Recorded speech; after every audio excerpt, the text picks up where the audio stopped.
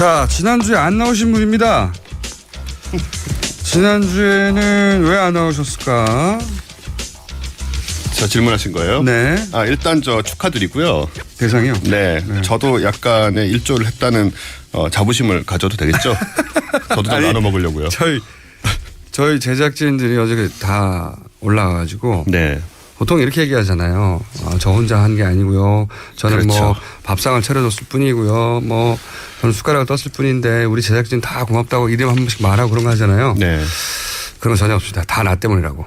네. 제가 우선 모든 영광을 나한테 돌린다고 했고요. 그렇게 시작하셨겠죠, 뭐. 네. 그다음에 저희 PD가 내가 김호준 데리고 왔다고 얘기하고 그다음에는 내가 노래 불렀다고 다들 자기 자랑만 하다가 내려왔어요. 네, 답습니다. 네. 본인 소개하셔야죠. 예. 저 과학하고 앉아있는 진행하고 있는 원종우고요. 네. 원종우 씨 왜 안 나오냐고. 그랬군요. 네, 문자가 하나 정도 왔어요. 네. 저한테 온 문자보다 적게 왔네요, 이쪽에. 아니, 이 코너를 기다리는 분이 많습니다. 제가 A형 독감에 걸려서. 진짜? 네. 좀 멀리 떨어지세요. 많이 지났습니다, 이제. 그래요? 지금 여기 앞에 있는 마이크가, 네. 방송국 마이크가 복잡계 용어로, 복잡계 물리학 용어로 얘기하자면 허브입니다.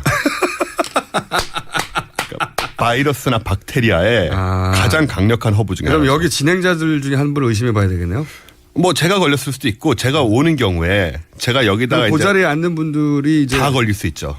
아하. 누가 와도 뭐 국회의원 걸려서 가면 국회에 옮기는 거고요. 네. 또 뭐 어쨌든 중요한 분들이 여기 오시잖아요. 그분들이 다 저는 그 자리에 안 앉기 때문에 괜찮습니다. 각자의 자리에 가서 요 이제 옮기는. 마이크 앞에. 그렇죠. 이 일대 이제 이게 침이 튀니까. 아하. 그래서 방송에는 이제 나가면 안 되는 상황이었죠. 그러면 오늘 침을 많이 튀겨주세요, 여기다가. 지금 벌써 좀 튀긴 것 같은데. 괜찮습니다. 오늘 주제가 뭡니까? 오늘은 라벨 얘기를 좀 하려고. 라벨이요?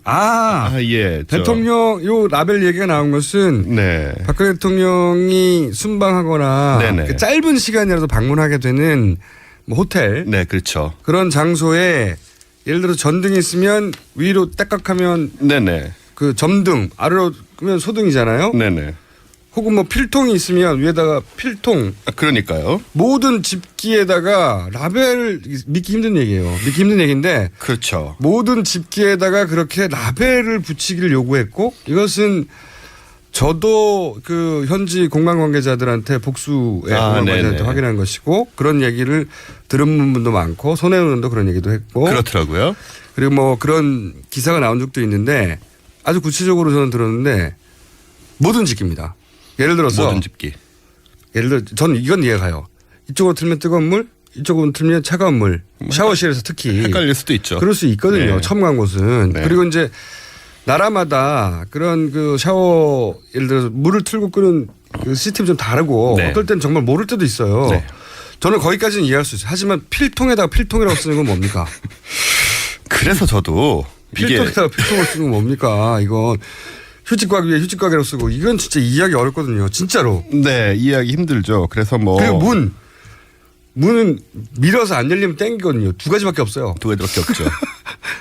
그거밖에 없는데 거기다가 라벨을 붙여서 밀어서 열린다든가 땡겨서 열린다든가. 그것도 잠깐 계시는 곳에다가도. 그러니까요. 이건 진짜 이해하기 힘든 무슨 경우인지 모르겠어요. 예, 그래서 이걸 우리가 또 좀 막 성격 이상하네 이런 식으로 접근을 하곤 하는 것 같더라고요. 과학적으로 접근해 보셨다? 예. 네. 또 소위 대접이 지나친 게 아니냐. 예, 그런 얘기를 하고. 과잉 의전 아니냐. 예, 의전 문제를 제기를 하는데. 과거에 이런 의전이 없었다고 하는 걸 보면 박근혜 대통령이 요구한 거거든요. 그렇죠. 예. 그래서 이제 그 이유를 저도 너무 궁금해서 무슨 왼쪽으로 돌리면 어두워짐, 뭐 오른쪽으로 돌리면 밝아짐 이런 것까지 다 붙이셨다고 그러더라고요. 네. 그리고 모든 집기. 모든 집기. 필통이 상징하는 네. 필통에다가 필통이라고 라벨을 붙인. 초등학생도 그렇게 하진 않거든요. 열어보면 알잖아요. 그러니까요. 이해가 정말 안 가는 대목입니다. 그 우리 뭐 사실 침대, 변기, 화장대 이런 의전 얘기는 들었지만 이제 이건 너무 궁금해서 저게 사실이라면 그냥 말씀하신 거 보니까는 거의 확인이 된 것 같은데요. 이제는. 네, 여러 복수의 공간 관계자들이 왜냐하면 겪는 자신들도 이해가 안 갔기 때문에 다들 기억하고 있는 거죠. 그렇게 기억 안 할 수가 없죠. 그런 일은. 왜 이걸 이렇게까지 하지? 그러니까요. 그래서 궁금한 김에 예. 과연 어떤 경우에 저런 작업들이 필요한지를 예. 좀 과학적으로 일반적인 관점에서 네. 과학적인 관점에서 살펴봤습니다. 카테고라이징을 하셨구나. 네. 뭐 꼭 이 잠정 비대통령이 아니더라도 네. 다른 사람들도 겪을 수 있는. 비대통령. 네, 저는 그렇게 계속 부르기로 지금. 잠정 비대통령. 네. 네. 일단 서울시가 지난 2월에 벌인 사업이 눈길을 끌더라고요. 이게 저 인지 건강 주거 환경 디자인이라는 사업인데요. 무슨 사업입니까? 되게 있어 보이죠. 네. 뭐 하자는 거죠?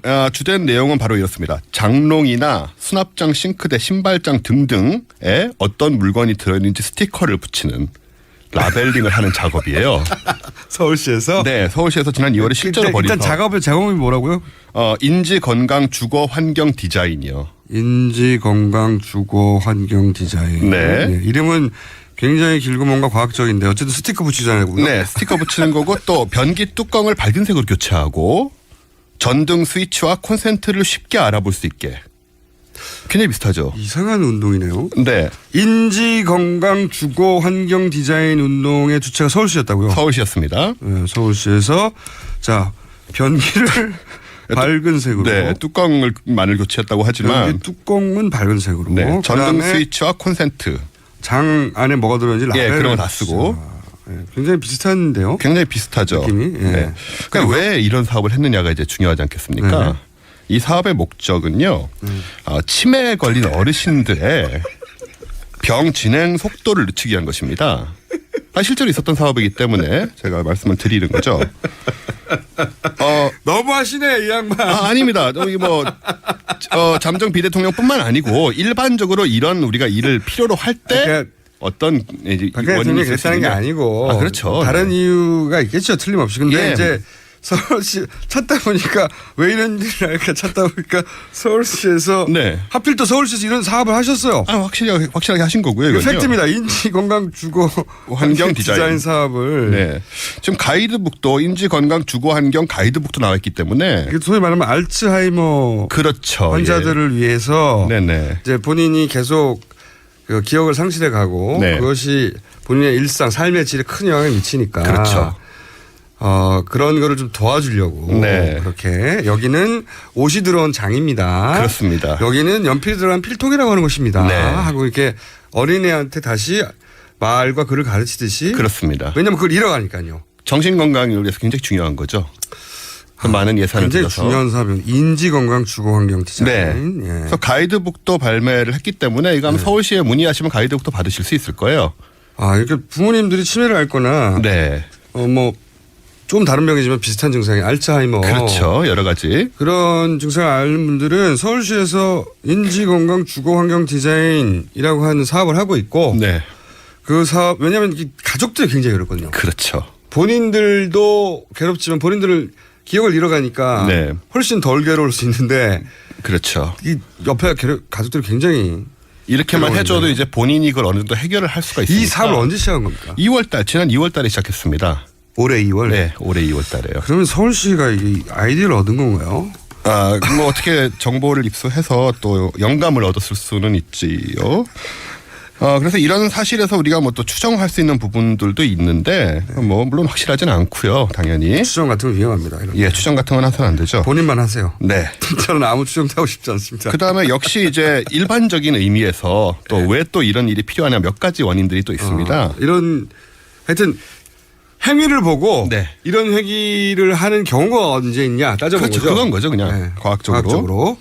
그래서 일반적인 치매도 있지만 사실 치매 비슷한 증세를 가져오는 상황들이 좀 있습니다. 예를 들어서 이제 교통사고를 당한다. 교통사고. 뇌진탕. 단기 기억 상실. 예. 뭐 넘어져서 뇌진탕 오는 경우가 가끔 있잖아요. 예. 이게 심하면 뇌손상이 좀 일어나요. 그럴 수 있죠. 예. 네. 그래서 기억력과 판단력 등이 감퇴될 수 있고 편집증에 시달리고 의심하는 거 있죠. 왜 주변을. 예. 교통사고가 하나에 집착하거나. 나서 그 뇌 물리적인 손상이 일어나는 거죠. 손상이 일어나면 네네. 실제 편집증이 생기기도 하나 봐요. 생기기도 합니다. 그래요? 예, 이게 여러 가지로 이제 많은 하긴 뭐 정신적인 뇌는 문제가 워낙 있을 수 예민한 있죠. 곳이고 복잡한 곳이라 네네. 어디에 상처를 입냐에 따라서 그렇습니다. 어떤 증상이 나타날 수 있냐가 광범위할 텐데 어쨌든 네. 편집증도 있다. 네. 그래서 이런 상태를 나타내는 지표가 있는데요. NAA라고. 네. 잠깐만요. 네. 지금 긴급히 제보가 하나 나왔습니다. 네. 라벨링은 자폐 아동의 일상 활동을 돕는 아이템이라고. 아하, 자폐증의 경우도 해당이 되는군요. 아, 이것도 도움이 되겠네요. 네네. 네, 결국은 다 인지장애니까요. 인지장애죠. 네. 기본적으로 필통이라고 말해줘야 하는 것은 인지적 장애가 있는 거죠. 인지장애가 있는 거죠. 네. 보통의 경우에는. 보통의 경우에 일반적으로 일본 분들 많습니다. 사실. 그래서 이 NAA라는 지표가 있는데 MAA요? NAA요. NMA. NAA. 우리 복잡해요. M 뭐라고 다시 해봐요. 쉬운데? N A A. 아, 네. A가 두 개군요. 네. 신경세포 활성화 장모음 지표라는 나 이렇게 되는 겁니까? 예나라고 하면 됩니다.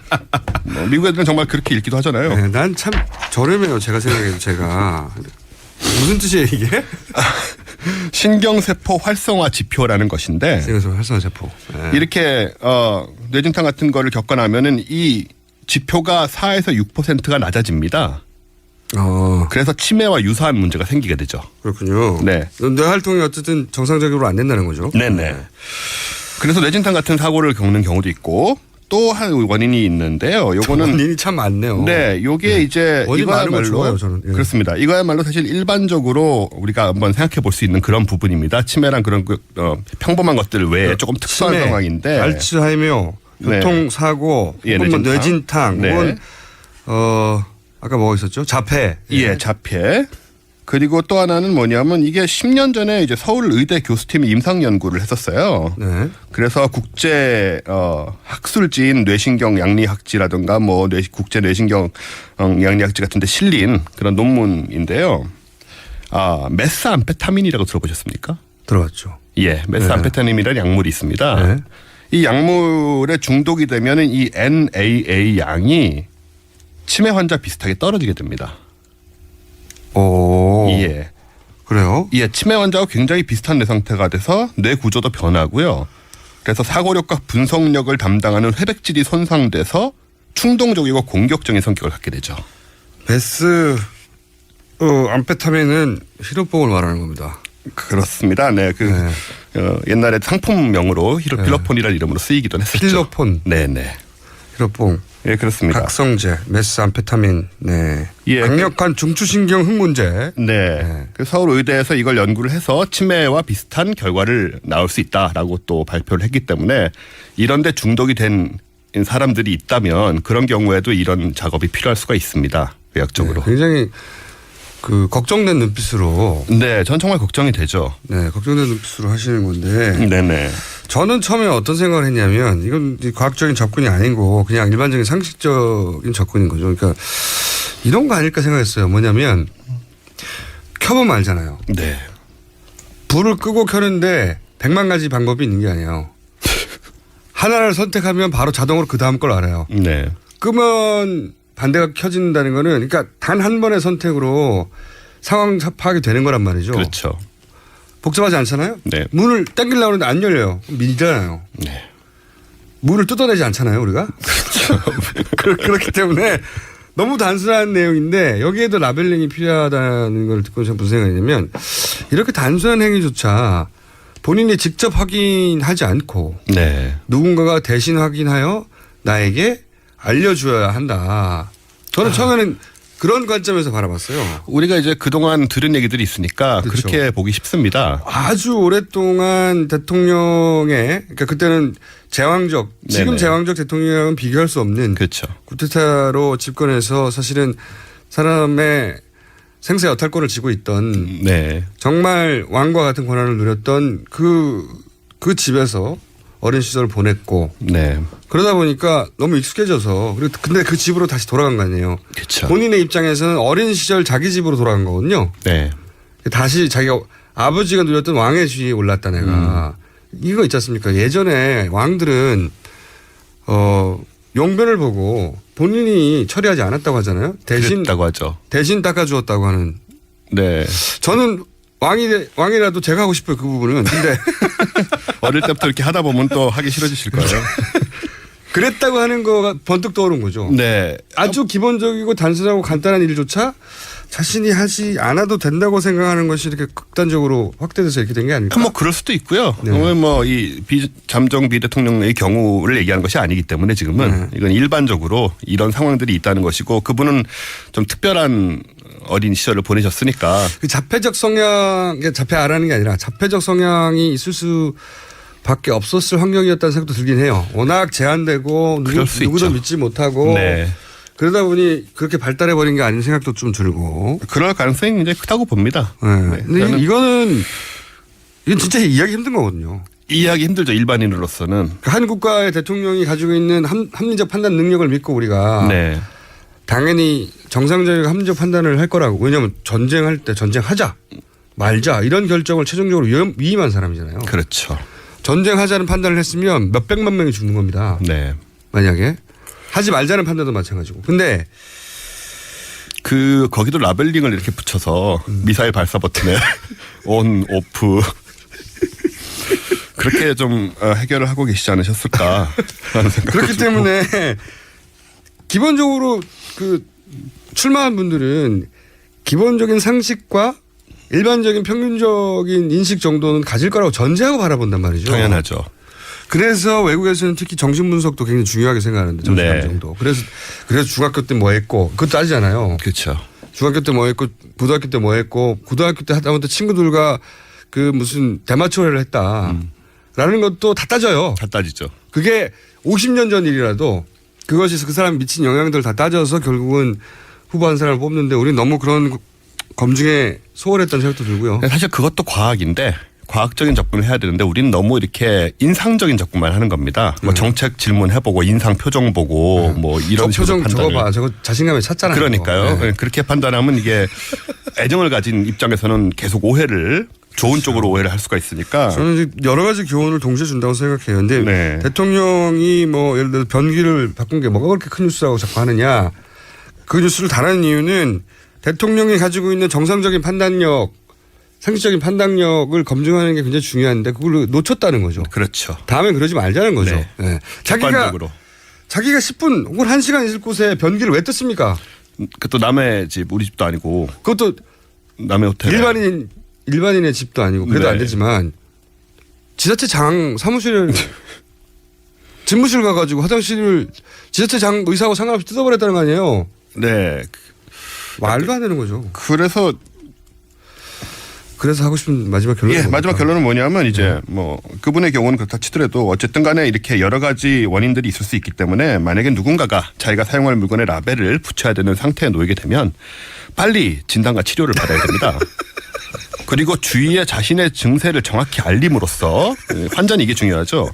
괜히 뭐 성격이 이상하다든가 이런 억측과 오해의 소지를 제거를 하고 충분한 휴식을 취하는 것이 중요하다. 그 말씀을 드리고 싶습니다. 네, 정말 인간적이시네요. 네, 그럼요. 네, 휴머니스트. 네. 잠정 노벨 평화상 수상 예정자 휴머니스트 원정우 씨였고요. 뭐는 미는 것도 있습니다. 네. 좌우로 연. 복잡해지네요. 복잡계네요. 여기까지 하겠습니다. 원정우 씨였습니다. 네, 감사합니다. 자, 방금 들어온 속보. 드디어 김영재 원장 자택 압수수색. 사무실도 압수됐군요. 자, 오늘 여기까지 하겠습니다. 저는 김어준 거 잘 아시죠? 내일도 다시 뵙겠고요. 언제까지 뵙게 될지 모르겠지만 그때까지 즐겁게 같이 놀아봐요. 안녕!